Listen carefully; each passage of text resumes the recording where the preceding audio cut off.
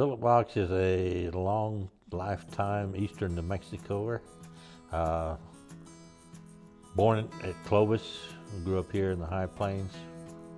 My grandparents homesteaded in 1904 up at Grady, New Mexico, and we moved here to Tucumcari in Quay Valley in 1959. And been here since. Farmer and rancher, businessman. We raise cattle and crops in the irrigation district of Arch Hurley Conservancy District.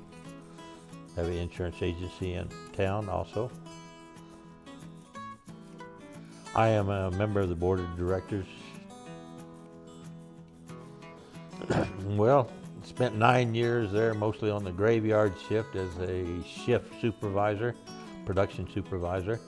And we had some very good times. We had some challenges and hated to see it close.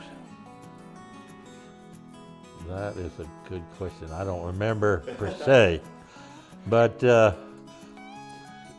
we met him through various probably economic development meetings and so forth around the community and been involved in the community when he came to Tucumcari. And I've worked with him a little bit, visited with him mostly off and on since then. Well, one of the big things is I see the return of 20 to 30 jobs for Tucumcari, which is a very big need in our community. I see some benefits to our local businesses as, you know, buying parts and supplies and so forth like that. And one of the big things is just some jobs in the area. Well, I'm learning. It's very interesting. I understand, you know, the way I understand it is basically taking and speeding up a natural process and making use of waste products, putting them into usable form to reuse, recycle, you call it. I am very ecstatically excited about the prospects of it. I see a lot of benefits both to the direct products that's going to come off of it and the side products too, such as the sterile fertilizer and so forth like that. It's something that we can really use in this area in the agricultural field, put back into the soil and so forth. That's a pretty good question, you know.